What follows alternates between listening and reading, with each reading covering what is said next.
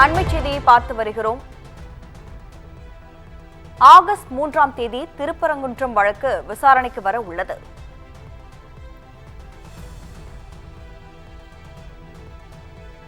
திருப்பரங்குன்றம் மலை உச்சியில் தீபம் ஏற்ற அனுமதி வழங்கிய உத்தரவிற்கு எதிர்ப்பு தெரிவித்து தொடரப்பட்ட வழக்கு விசாரணை ஆகஸ்ட் 3ஆம் தேதி உச்சநீதிமன்றத்தில் விசாரணைக்கு வர இருக்கிறது. கூடுதல் விவரங்களை நமது சிறப்பு செய்தியாளர் கிருபா வழங்க கேட்கலாம்.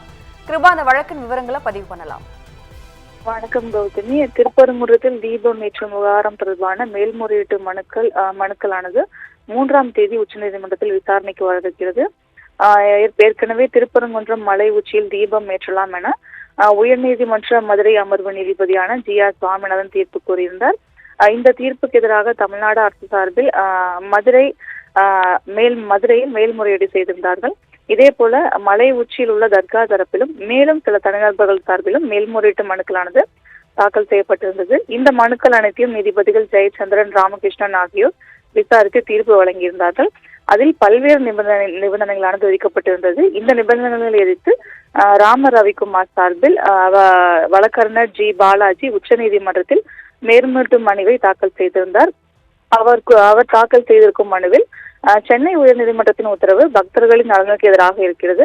தீபமேற்ற குறிப்பாக ஏற்கனவே உறுதி செய்யப்பட்ட கோவிலின் உரிமையில் தலையிடுவதாக இருக்கிறது. அதனால் உயர்நீதிமன்ற உத்தரவுக்கு தடை விதிக்க வேண்டும் என தெரிவிக்கப்பட்டிருந்தது. இதே போல தமிழ்நாடு அரசின் சார்பிலும் வழக்கறிஞர் கருணாகரனும் மேல்முறையீட்டு மனுவை தாக்கல் செய்திருந்தார்.